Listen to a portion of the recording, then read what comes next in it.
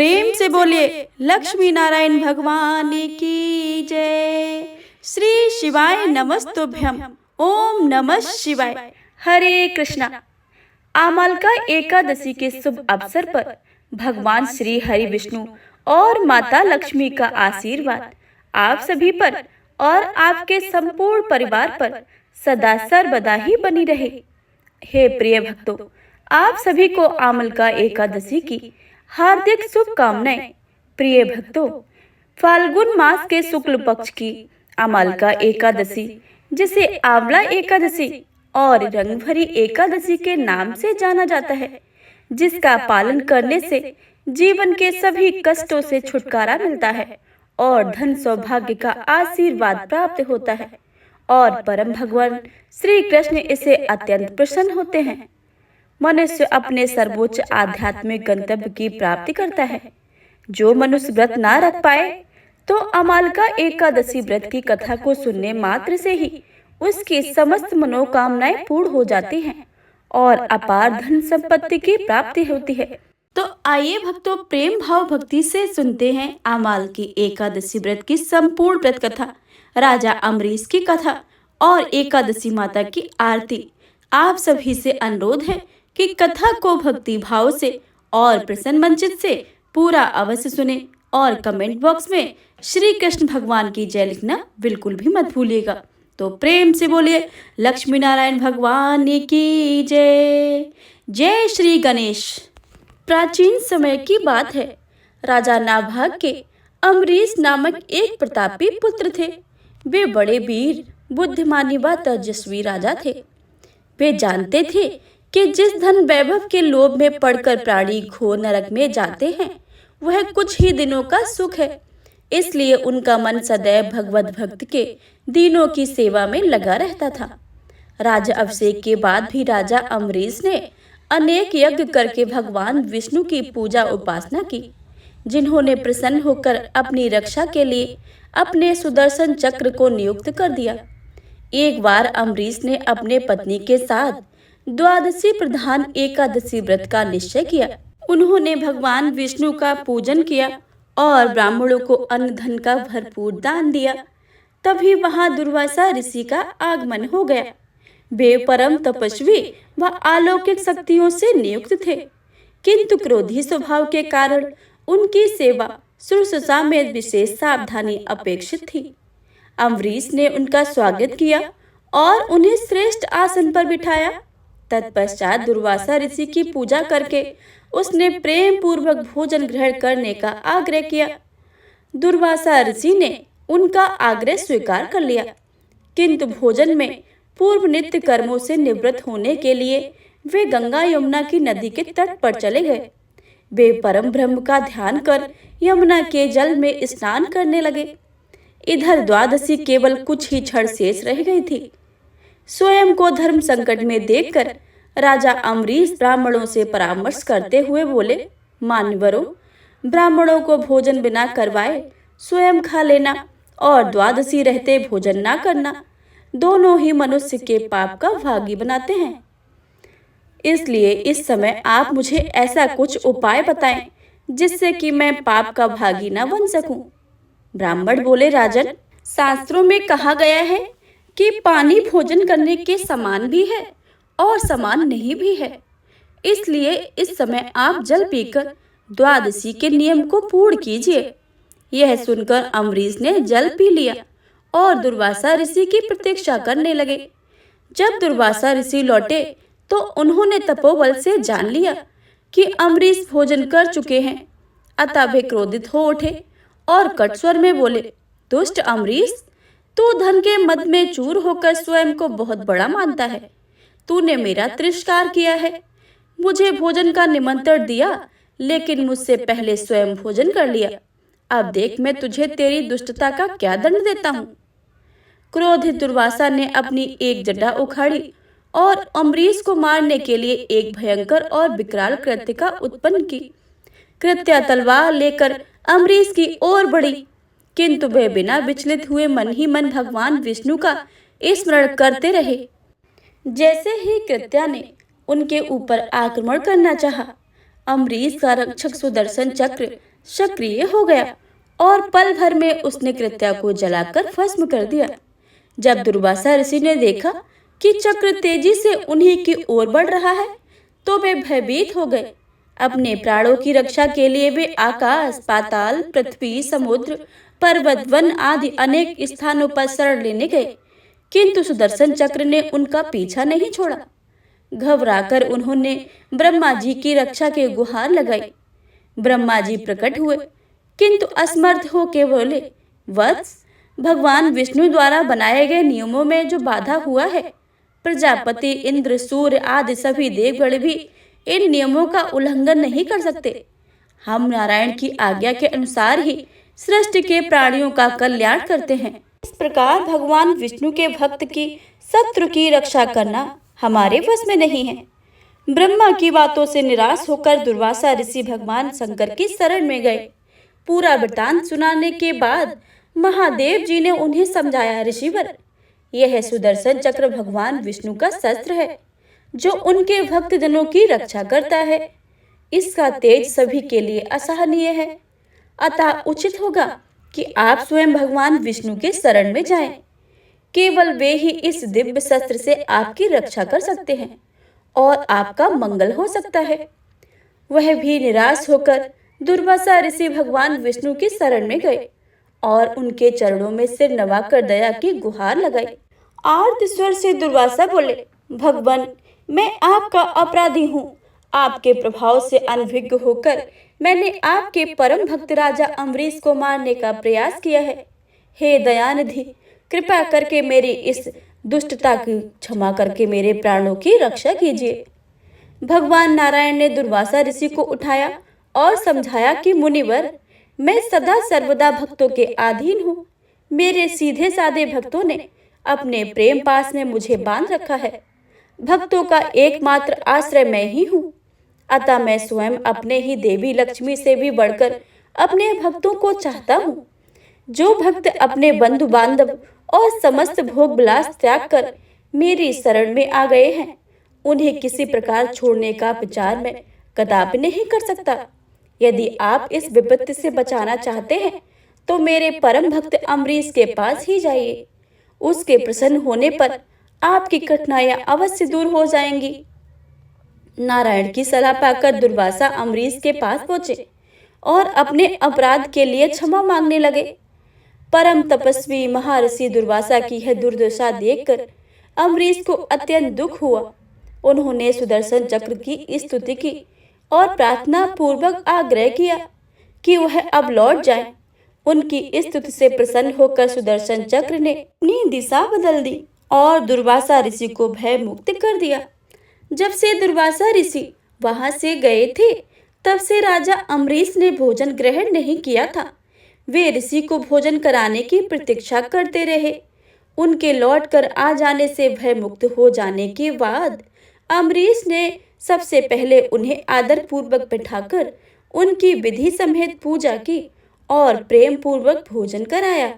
राजा के इस व्यवहार से ऋषि दुर्वासा अत्यंत प्रसन्न हुए और उन्हें आशीर्वाद देकर वहां से विदा हुए।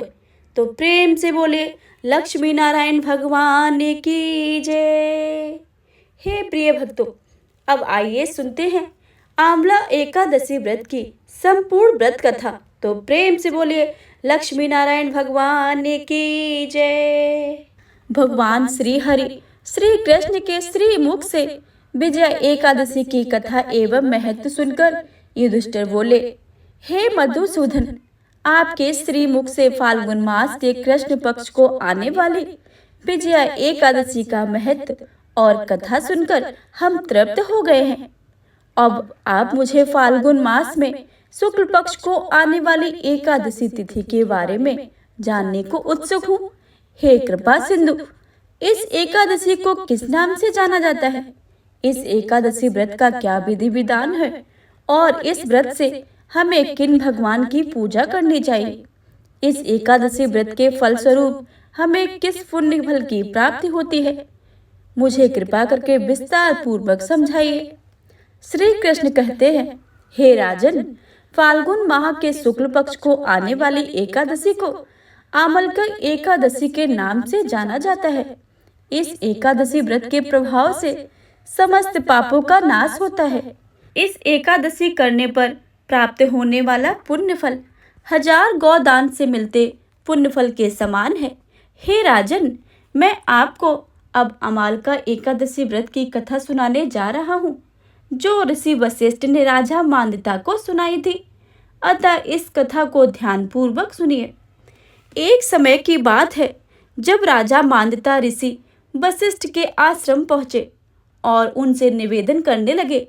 राजा मांदता, हे मुनिवर, आप सर्व वेदों के ज्ञाता हैं।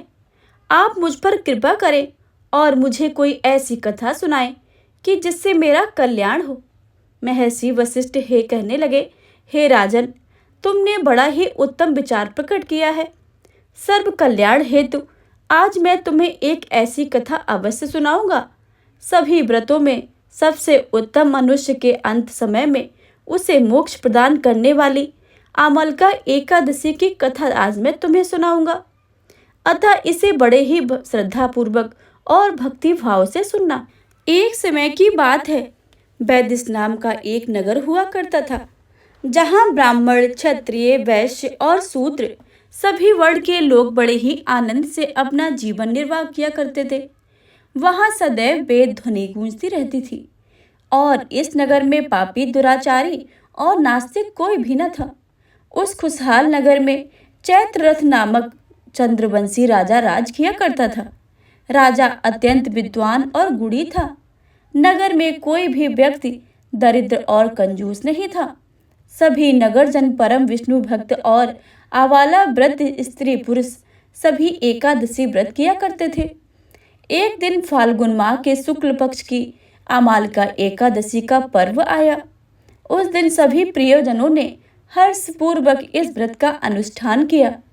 राजा अपने प्रियजनों के संग नगर के एक मंदिर में जाकर पूर्ण कुंभ की स्थापना करते हुए प्रभु को धूप, दीप, नैवेद्य, पंचरत्न आद्र से धात्री आंवले का पूजन करने लगे और इस प्रकार स्तुति करने लगे, हे पूज्य धात्री, आप परम ब्रह्म स्वरूप है, स्वयं ब्रह्मा जी द्वारा उत्पन्न हुए और सर्व पापों को नाश करने वाले हो। मैं आपको कोटि कोटि वंदन करता हूँ। अब आप मेरा आदर स्वीकार करें। आप स्वयं ही श्री रामचंद्र जी द्वारा पूजनीय हो। मैं आपकी स्तुति करता हूँ, अतः आप मेरे सभी अवगुणों का नाश करें। भगवान धात्री की स्तुति के साथ ही सभी ने उस रात्रि जागरण भी किया। रात्रि के समय वहां एक बहेलिया आया। वह अत्यंत पापी और अधर्मी था। वह अपने परिवार का भरण पोषण जीव हत्या करके किया करता था। उस समय भूख प्यास से अति व्याकुल वह बहेलिया मंदिर में हो रहे जागरण को देखने मंदिर के कोने में जाकर बैठ गया और भगवान श्री हरि की एकादशी कथा का महत्व सुनने लगा। इस तरह वहां उपस्थित अन्य नगरजनों की भांति उसने भी पूरी रात्रि जागरण करते हुए बिता दी। प्रातःकाल होने पर सभी नगरजन अपने अपने घर चले गए और वह बहेलिया भी अपने घर को चला गया। घर जाकर उस बहेलिये ने भोजन किया और कुछ पश्चात उस बहेलिये की मृत्यु हो गई। किंतु अमालका एकादशी व्रत के कारण उसने अगले जन्म में राजा विदुरथ के घर जन्म लिया और वह वसुरथ के नाम से जाना गया। आगे जाकर युवा होने पर वह चतुरंगिनी सेना और धन धान से भरपूर होकर 10,000 गांवों का पालन करने लगा। उसकी प्रतिभा तेज से सूर्य के समान, काटी से चंद्रमा के समान, वीरता में स्वयं भगवान विष्णु के समान और क्षमा में माता पृथ्वी के समान थी। वह अपने युग में महान धर्मनिष्ठ, सत्यवादी, कर्मवीर और परम विष्णु भक्त था। वह अपनी प्रजा का समान भाव से पालन करता था। वह परम दानवीर था और दान देना उसका नित्य कर्म भी था। एक दिन राजा आखेट करने हेतु जंगल में गया। दैव योग के कारण वह मार्ग भूल गया और दिशा की अज्ञानता के कारण वह एक वृक्ष के तले जाकर सो गया। कुछ ही देर के बाद पहाड़ी मलेच्छ आ गया। राजा को अकेला देख मारो मारो शब्दों के नारे लगाते हुए राजा की ओर दौड़े। मलेच्छ कहने लगा, इस दुष्ट राजा ने हमारे सभी संबंधी माता पिता पुत्र पौत्र को अपराध हत्या की है और हमें अपने नगर से बाहर निकाल दिया है। अतः ऐसे दुष्ट राजा को मारना अवश्य चाहिए। अपना क्रोध राजा के ऊपर निकालते हुए वे निशस्त्र राजा की ओर दौड़े और अपने अस्त्र शस्त्र का प्रहार राजा के ऊपर करने लगे। जितने भी अस्त्र शस्त्र राजा के ऊपर फेंके जाते वह स्वतः ही नष्ट हो जाते और राजा को उन अस्त्रों का वार एक पुष्प के समान प्रतीत हो रहा था। अब उन मलेच्छों द्वारा फेंके जाने वाले अस्त्र और शस्त्र उल्टा उन्हीं को क्षति पहुंचाने लगे और क्षति के मारे वह स्वयं भी मूर्छित होकर नीचे गिरने लगे। उसी पल राजा के शरीर से एक दिव्य प्रकाश उत्पन्न हुआ और उसमें से एक बहुत ही सुंदर स्त्री का आगमन हुआ। वह स्त्री अवश्य थी, किंतु उसकी भ्रुकुटी टेढ़ी थी। उनके नेत्रों में वह अग्नि की ज्वाला प्रकट हो रही थी। वह दूसरे काल के समान दिख रही थी। राजा पर प्रहार हो रहे देख वह उन मलेच्छों को संहार करने उनके पीछे दौड़ी और कुछ ही समय में उसने सभी मलेच्छों का संहार कर दिया। कुछ समय पश्चात जब राजा जागृत अवस्था में आए तो उन्होंने सभी मलेच्छों को मारा हुआ पाया। सभी मलेच्छों को मरा हुआ देखकर वह आश्चर्यचकित हो उठे और सोचने लगे, इन मलेच्छों को आखिरकार किसने मारा होगा। इस निर्जन वन में ऐसा कोई नहीं है जो मेरा हितैषी है, जिसने मेरे प्राण की रक्षा की है। तभी एक आकाशवाणी हुई कि हे राजन, इस संसार में भगवान श्री हरि विष्णु के अतिरिक्त और कौन है जो तुम्हारी सहायता कर सकता है। इस आकाशवाणी को सुनकर उसने भगवान श्री हरि विष्णु की स्तुति गाते हुए उनको साष्टांग नमन किया। अब राजा पुनः अपने राज्य को गया और सुखपूर्वक अपना राज्य करने लगा। अंत में महर्षि वशिष्ठ बोले कि हे राजन, यह अमल की एकादशी का प्रभाव था। इस एकादशी का व्रत करने वाला हर मनुष्य अपने सभी कार्यों से निश्चित रूप में सफलता प्राप्त करता है और अपने अंत में विष्णु लोक को प्राप्त करता है। तो प्रेम से बोलिए विष्णु भगवान माता लक्ष्मी की जय। प्रिय भक्तों, यह थी अमल की एकादशी व्रत की संपूर्ण कथा। आप सुनिए एकादशी माता की आरती। ओम जय एकादशी जय एकादशी जय एकादशी माता, विष्णु पूजा व्रत को धारण कर शक्ति मुक्ति पाता। तेरे नाम में गिनाओ देवी भक्ति प्रदान करनी, गढ़ गौरव की देनी माता शास्त्रों में वरनी। ओम जय एकादशी माता, विष्णु पूजा व्रत को धारण कर शक्ति मुक्ति पाता।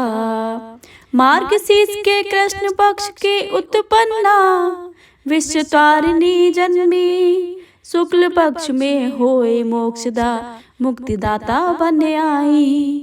ओम जय एकादशी माता, विष्णु पूजा व्रत को धारण कर शक्ति मुक्ति पाता। औसी के कृष्ण पक्ष की सफला नामक है, शुक्ल पक्ष में होए पुत्रदा आनंद अधिक रहे। ओम जय एकादशी माता, विष्णु पूजा व्रत को धारण कर शक्ति मुक्ति पाता। नाम सठ तिला माघ मास में कृष्ण पक्ष आवे, शुक्ल पक्ष में जया कहावे विजय सदा पावे। ओम जय एकादशी माता, विष्णु पूजा व्रत को धारण कर शक्ति मुक्ति पाता। विजया फागुन कृष्ण पक्ष में शुक्ला आमल की, पाप मोचनी कृष्ण पक्ष में चैत्र महाबल की। ओम जय एकादशी माता, विष्णु पूजा व्रत को धारण कर शक्ति मुक्ति पाता। चैत्र शुक्ल में नाम कामदा धन देने वाली, नाम बरथनी कृष्ण पक्ष में वैशाख महाबाली। ओम जय एकादशी माता, विष्णु पूजा व्रत को धारण कर शक्ति मुक्ति पाता। शुक्ल पक्ष में होए मोहनी अपराजेष्ठ कृष्ण पक्षी, नाम निर्जला सब सुख करनी शुक्ल पक्ष रखी। ओम जय एकादशी माता। विष्णु पूजा व्रत को धारण कर शक्ति मुक्ति पाता। योगिनी नाम आषाढ़ में जानो कृष्ण पक्ष करनी। देव शनि नाम कहायो शुक्ल पक्ष धरनी। ओम जय एकादशी माता। विष्णु पूजा व्रत को धारण कर शक्ति मुक्ति पाता। कामिका श्रावण मास में आवे कृष्ण पक्ष कहिए। श्रावण शुक्ला होए पवित्र आनंद से रहिए। ओम जय एकादशी माता। विष्णु पूजा व्रत को धारण कर शक्ति मुक्ति पाता। अजा भाद्रपद कृष्ण पक्ष की परवर्तनी शुक्ला। इंद्रा अश्विन कृष्ण पक्ष में व्रत से भव सागर निकला। ओम जय एकादशी माता। विष्णु पूजा व्रत को धारण कर शक्ति मुक्ति पाता। पापांकुशा है शुक्ल पक्ष में आप हर निहारी। रमा मास कार्तिक में आवे सुखदायक भारी। ओम जय एकादशी माता। विष्णु पूजा व्रत को धारण कर शक्ति मुक्ति पाता। दिव्योत्थानी शुक्ल पक्ष की दुख नाशक मैया। पावन मास करूं विनती पार करो नैया। ओम जय एकादशी माता। विष्णु पूजा व्रत को धारण कर शक्ति मुक्ति पाता। परमा कृष्ण पक्ष में होती जन मंगल करनी। शुक्ल मास में होए पद्मनी दुख दरिद्र हरनी। ओम जय एकादशी माता। विष्णु पूजा व्रत को धारण कर शक्ति मुक्ति पाता। जो कोई आरती एकादशी की भक्ति सहित गावे। जन गुरुदता स्वर्ग का वासा निश्चय वह पावे। ओम जय एकादशी माता। विष्णु पूजा व्रत को धारण कर शक्ति मुक्ति पाता। प्रेम से बोलिए शिव शंकर भोलेनाथ की जय। लक्ष्मी नारायण भगवान की जय। राधा वल्लभ की जय।